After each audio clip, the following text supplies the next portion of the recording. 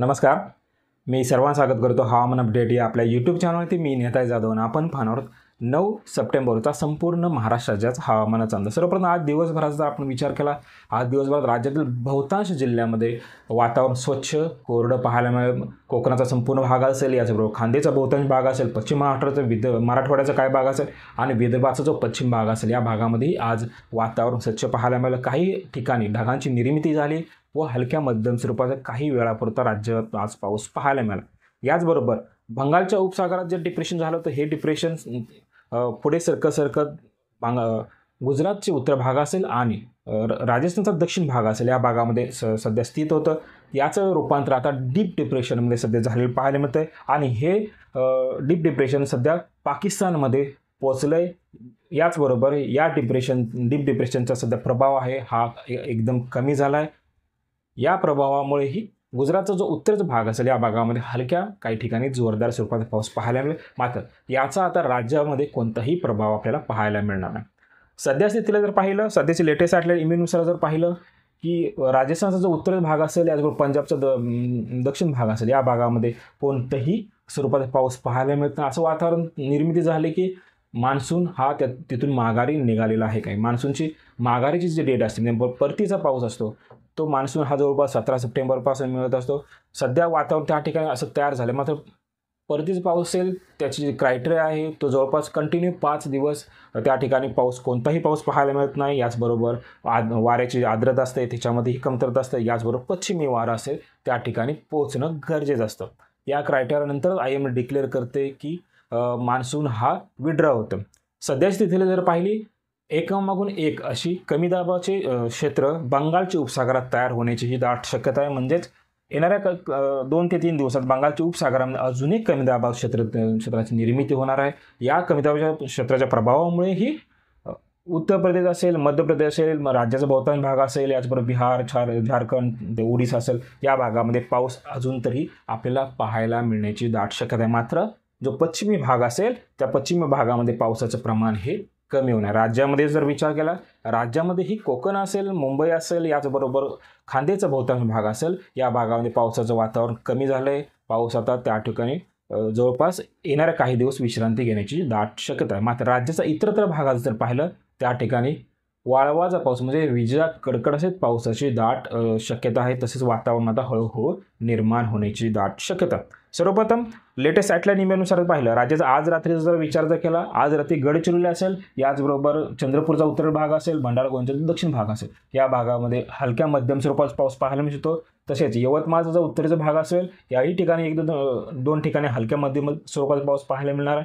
तसेच बुलढाणा असेल, जालना असेल, तिथे संभाजीनगरमध्ये ढगाळ वातावरण पाहायला मिळतं आहे. याचबरोबर हा जो पट्टा दिसतो, कोकण, संपूर्ण कोकण असेल आणि खानदेश असेल, या भागामध्ये ढगांची निर्मिती आपल्याला पाहायला सध्या मिळत आहे. म्हणजे या ठिकाणी काही क्षेत्रामध्ये हलक्या स्वरूपाचा पाऊस पाहायला मिळण्याची दाट शक्यता आहे. मात्र उर्वरित ठिकाणी जर पाहिलं, म्हणजेच सोलापूर असेल, धाराशिव, याचबरोबर मराठवाड्याचा बहुतांश भाग, विदर्भाचा बहुतांश भाग, या भागामध्ये आज रात्री कोणत्याही पद्धतीचा पाऊस पाहायला मिळणार नाही. मात्र येणाऱ्या 24 तासामध्ये मराठवाड्यामध्ये पावसाला सुरुवात होण्याची दाट शक्यता.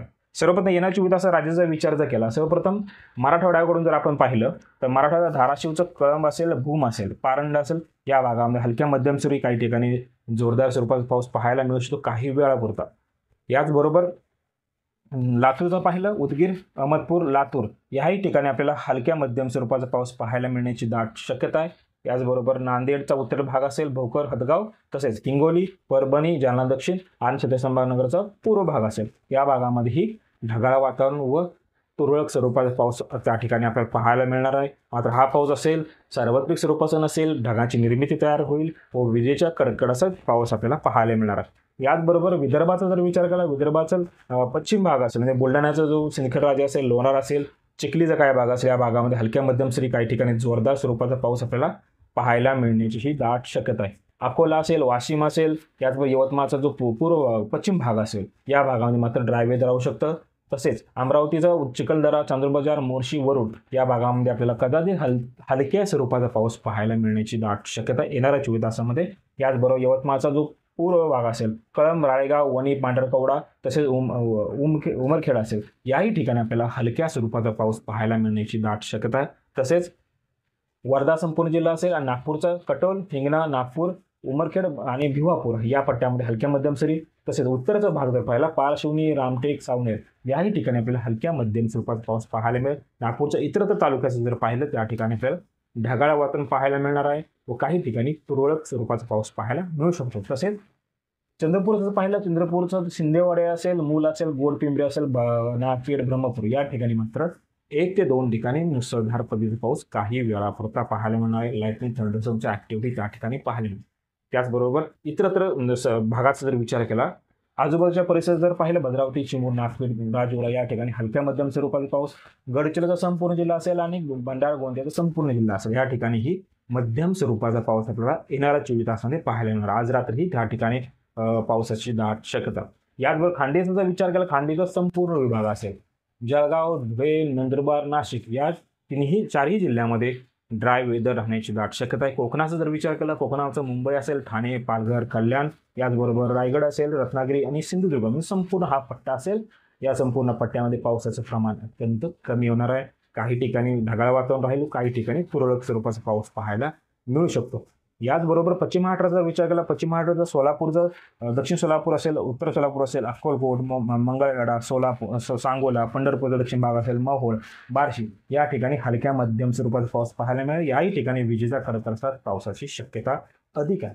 याचबरोबर माढा असेल, पंढरपूरचा उत्तर भाग, माळशिरस, करमाळा या भागामध्ये हलक्या स्वरूपाचा पाऊस पाहायला मिळू शकतो. तसेच अहिल्यानगरचा विचार केला, अहिल्यानगरचं कर्जत, नगर, यात पानळ असेल, शेळगाव असेल, पाथर्डे असेल या ठिकाणी ढगाळ वातावरण पाहायला मिळेल. तसेच श्रीगोंदा, नेवासा, राहुरी, संगमनेर, अकोला, कोपरगाव या ठिकाणी मात्र ड्राय वेदर राहणार आहे. काही ठिकाणी ढगाळ वातावरण पाहायला मिळेल, एकदम लाईट रेन पाहायला मिळेल. तसेच पुण्याचा विचार केला, पुण्याचा संपूर्ण पश्चिम भाग असेल, वडगाव, जुन्नर, लोणावळा, खंडाळा त्याचबरोबर पुणे, भोर, सासवड, शिरूर असेल याही ठिकाणी ढगाळ वातावरण पाहायला मिळणार आहे. व पाऊस झाला तर फक्त सार्वत्रिक स्वरूपाचा नाही होणार, फक्त हलक्या स्वरूपाचा पाऊस त्या ठिकाणी पाहायला मिळेल. अचानकपणे ढगांची निर्मिती होऊ शकते व हलक्या स्वरूपाचा पाऊस पुणे जिल्ह्यामध्ये राहू शकतो. मात्र इंदापूर असेल, बारामती असेल, दौंड असेल या ठिकाणी शक्यतो कोण ड्राय वेदर राहणार आहे. साताऱ्याचा मध्यवर्ती भाग असेल, सातारा शहर, कोरेगाव, फलटण, वडूज असेल, कराड असेल या ठिकाणी ड्राय वेदर राहू शकतं. दहिवडी, वडूज याचबरोबर महाबळेश्वर असेल, वाई असेल, पाटण असेल या ठिकाणी ढगाळ वातावरण पाहायला मिळेल. तुरळक स्वरूपाचा पाऊस हा संपूर्ण घाट माथ्यावरती पाहायला मिळू शकतो. तसेच सांगलीचा विचार केला, सांगलीचा जत असेल, कवठेमंका असेल, आटपाडी असेल, खानापूरचा आणि तासगावचा पूर्व भाग असेल या ठिकाणी आपल्याला काही अंशी ढगाळ वातावरण पाहायला मिळू शकतो. काही ठिकाणी तुरळक स्वरूपाचा पाऊस पाहायला मिळणार आहे. मात्र येणाऱ्या 2 दिवसानंतर सोलापूर असेल, धाराशिव हा संपूर्ण पट्टा असेल या ठिकाणी मुसळधार पाऊस आपल्याला 2 दिवसानंतर पाहायला मिळणार. याचबरोबर मिरज, तासगावचा पूर्व भाग असेल, पश्चिम भाग असेल, खानापूर पश्चिम असेल, वाळवा, आष्टा आणि शिराळा पूर्व भाग असेल या भागामध्ये ड्राय वेदर राहू शकतं. शिराळाचा जो पश्चिम भाग असेल, चांदोल, अभयारण्य, मंदूर असेल, आराळ असेल या ठिकाणी ढगाळ वातावरण व काही वेळापुरता तुरळक स्वरूपाचा पाऊस पाहायला मिळेल. कोल्हापूरचा जर विचार केला, कोल्हापूरचा शिरोळ, हातकणंगले, पन्हाळा, शाहूवाडी याचबरोबर कागलचा काही भाग असेल या ठिकाणी ही ड्राय वेदर राहणार आहे. तसे दक्षिण भाग असेल, गडिंग्लज, आजरा, गुजरगड, चंदगड तसे गगनबावडा असेल या ठिकाणी मात्र हलक्या स्वरूपाचं पाऊस पाहायला मिळण्याची दाट शक्यता. याचबरोबर IMDच्या म्हणजे हवामान खात्याच्या अंदाजानुसार जर पाहिलं तर येणाऱ्या 24 तासामध्ये विदर्भातील गडचिरोली असेल, चंद्रपूर असेल, वर्धा, नागपूर, भंडारा, गोंदिया या ठिकाणी येलो अलर्ट जारी केला. या ठिकाणी लाईटनिंग थंडरस्टॉर्मची ऍक्टिव्हिटी पाहायला मिळू शकतात. तसेच नांदेड, हिंगोली, परभणी आणि लातूरच्या काही भागामध्येही ऍक्टिव्हिटी लाईटनिंग थंडरस्टॉर्म पाहायला मिळण्याची शक्यता. राज्याच्या इतरत्र भागात जर पाहिलं त्या ठिकाणी कोणताही अलर्ट IMDने दिलेला नाही.